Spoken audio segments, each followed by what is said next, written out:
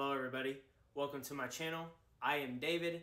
Hopefully everybody is doing well. Hopefully you're having a great week so far. And in today's video, I am going to be doing my new series, which is What Are We Wearing? Basically, this is just a weekly fragrance rotation video. Just me explaining my experience with each fragrance I wore Monday through Sunday. And also too, just wanted to reiterate with these videos, basically it's the week before, so I wore all these fragrances last week. It's not the week that we're currently in right now, but just wanted to get that out of the way. And it's my experience with the fragrance. It's not like my fragrance list and my reviews, how I gotta go deep into depth with that fragrance. This is more just my wearing experience and all that type of jazz. Now, with all that out of the way, let's hop into this episode of What Are We Wearing?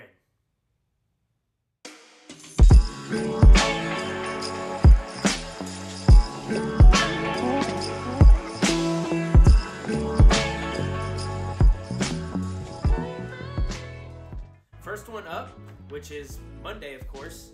On Monday, what I wore is I went with something kind of easy, grab and go type of thing, and I just got this one in. So for Monday, we went with the Acqua di Gio Parfum 2024. So this is the one that I went with.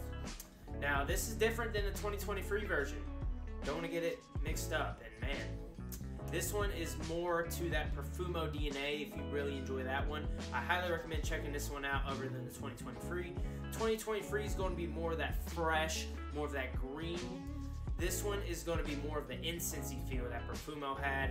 It still smells like that 2023, but it smells more like Profumo in my opinion, this one. And you got to be careful because the 2024, only thing different on the bottles is Giorgio Armani. So it says Giorgio Armani Parfum. The 2023 just says Parfum. This one's, if you're like in the store, of course, and you buy like from a Macy's or something, they're gonna have this one, but also a magnetic cap. So if you didn't get the magnetic cap, then you didn't get the right one on the 2024 version. And I haven't got the Profundo 2024. I need to get that one, try it out to my nose because I really enjoy that DNA as well. But I've been gearing myself, my kind of taste right now towards this Parfum here. And I wanted to get the 2024, and it's a little bit different, okay? It's something that's, I feel like if you really enjoyed that Profumo DNA, this is something that's going to get you close to it.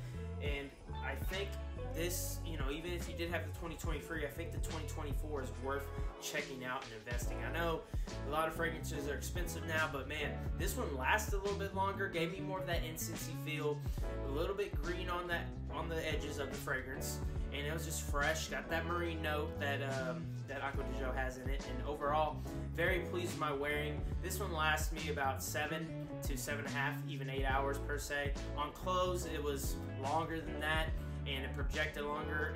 I would say this projected about maybe an hour, hour and a half off my skin, and then it kind of got closer, kind of sat around the skin per se. But there's a reason why this DNA is one of the best men's selling fragrances of all time, and you know, I'm happy with my purchase. I'm happy with my purchase, and it did really give me that Profumo vibe that I was looking for in this day. So, Acqua di Gio Parfum to start Monday out. Next one. So this one is a classic. It was an honorable mention on What Are We Wearing? But basically, I wore Bulgari Aqua on Tuesday, and I really enjoy this scent. I wish Bulgari, if you see this video, make more flankers in this. I don't know why your flankers got discontinued. It's probably just because you weren't making much money. But I know you can get the original, and you can get Aquamarine. You can get that one still, but the other ones you cannot get. But man, the OG, I always come back to this OG. So Tuesday we wore this, but man, it's got like a seaweed note in it. It kind of reminds me that if you were like not on the outside, like on the beach, it reminds me if you were actually in the like sea or in the ocean, you're standing in there or you're swimming in it. This is what this smell would give me. It's got some citruses off the top. It's kind of woody. It's got a unique DNA, I will say, for a designer. And overall, Bulgari Aqua Parfum it's not a bad buy, and it will set you apart in this year 2024. And I always come back to this one. It reminds me of one of my dad's buddies. It kind of was his signature scent, and I always like to pull this out from time to time. Overall, it got me about a compliment too. You know, and it's strong too. It's good stuff. It lasts a while, and I'm always going to be pleased with Aqua Pour Homme by the House of Agari. Hopefully they make more flankers in this line, or maybe they make a parfum of this. You know, hopefully that comes down the pipeline, because I saw they made their tea fragrance. I saw they made a parfum of that. I forget what it is called. I think it's just called Bagari Pour Homme, maybe. I forget, but don't quote me on that. But Tuesday we wore Bagari Aqua. So Wednesday we went with a niche fragrance here, and the one I went with for Wednesday is Millésime Imperial from the House of Creed. Got the gold bottle, all gold out. Now this one's gonna smell like a salted watermelon here, okay? This one, man, I will say out of all the summer Creeds, I do lean towards this one right now. I don't have Ventus Cologne in my collection, so I can't really say that. And Original Santal, I know I color that in my summer list, but that's kind of like an all year round. This I feel like is strictly for summer and summer only. Now, like I mentioned before, I don't like the pigeonhole stuff, but Millésime Imperial is going to give you that salty watermelon vibe. It's got a fresh, watery aspect to it as well. And this one, if you apply the right sprays and you apply them in the right areas, it's going to get you noticed on a hot day. It's something that's refreshing. It's expensive, don't get me wrong, everybody. I mean, look at the bottle. It's pretty golded out. But if you're able to get a sample, try it out, I highly encourage you. And like I said, it's something that if you think about mixing water, watermelon, and salt all together, this is what you get in a fragrance here. And this one puts me in a good mood. I like smelling it from time to time. Sometimes I'll go back in my collection and smell it, because you know, there's only one other fragrance that smells like this. I forget the name off the top of my head, but this one lasts pretty good too. I know Creeds, everybody mentions about how they're watered down. Off my skin, this one lasts about 7-8 hours. Projection's pretty good too. I'd say 2 hours probably. And overall, on Wednesday we went with Creed, and it's a fingerprint magnet as well. We went with Creed Millésime Imperial. And then Thursday, this one is a new release. I talked about it on my fragrance haul video, and I've been enjoying every wearing of this. And for Thursday, we went with Mont Blanc Legend Blue, and man, this got me some compliments, and it is a really enjoyable DNA. And once this hits discounters, this is going to be a steal, okay? This has got that Mont Blanc Legend DNA, so Abercrombie & Fitch kind of style fragrance. And this one goes in with a little bit of Sedley in there too. And, you know, it's kind of like Sedley and Abercrombie & Fitch Fierce, or Mont Blanc Legend, basically, since this is Legend. They mixed them together and they got this. It's got a little spearmint off the top, but as this fragrance dries down, it gets more into that Legend DNA that this is known for. The projection's good, the quality's decent for the price you pay if you get this at a discounter. Right now, it's not relatively cheap from a discounter. I know it's available, but if this gets into that Mont Blanc Legend price, it is going to be good. That performance is there. I would say off my skin, I got a good solid 7 to 8 hours off of it. And then also too, that projection was projecting a while for me. I'd say maybe even 2 hours, an hour and a half, or excuse me, not an hour and a half, 2 hours, 30 minutes it was projecting. And man, this is a good release by Mont Blanc. I don't got too many in my collection. I was really enjoying this one, but the best way I can describe this is if Sedley and Legend had a baby, you would get this fragrance here. And it is going to be, it is something that has an addictive facet, kind of like Polo 67, and I am enjoying my wears so far with Mont Blanc Legend Blue. So that's what we wore on Thursday. And then Friday, we went with another niche one. Now this one is one I always enjoy pulling out. It has a similar DNA to another fragrance I own in my collection, but this is from the House of Penhaligon's, and it is Halfati right here. Man, so Friday we went with Halfati. But man, very, very appealing daily signature fragrance. This would be more one here. This would be a daily driver. It's not like a blue per se, but this would be one, yeah, you could wear all year round, just in summer dieback sprays. This one is going to be one that's going to project more than the Blazing Mr. Sam. This one's more loud than the Mr. Sam. Mr. Sam would be something I would wear on a date night. That would be something that I would wear on the close encounter, and I want this DNA. This one is more for that work occasion, for you going out, basically, or like you're not on a date, but you're going out to like eat with, you know, some friends or whatever. And this one projects, this one lasts, I'd say 10 hours off my skin, projects a decent 3 to 4 hours, I will say, until I notice it kind of really getting faint off my skin. And this one's a daily signature. This, like I said, I know I mentioned you can go to dinner and wear this, and it'll be well suited. This would be kind of a suit and tie too. This, you can dress this up, dress this down.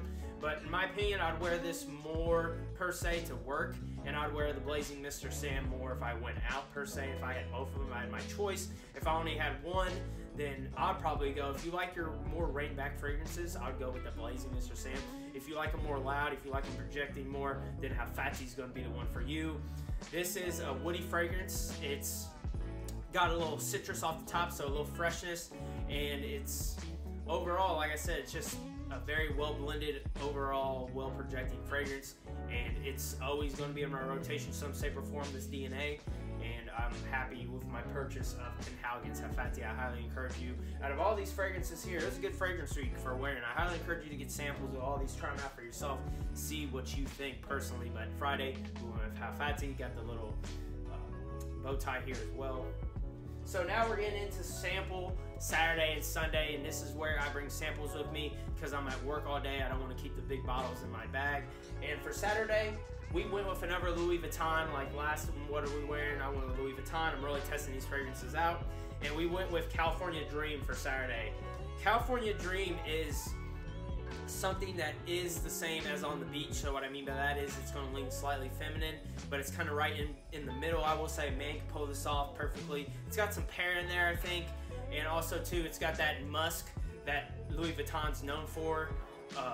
The perfumer kind of puts his kind of blend of musk in all their freshies, and this is one that has it in it, and it's very appealing to my nose. This is something that reminds me of, like, when I look at kind of what I mentioned before of other fragrances. When I look at California, this one reminds me of California, kind of being in that nice kind of weather per se, being in that area.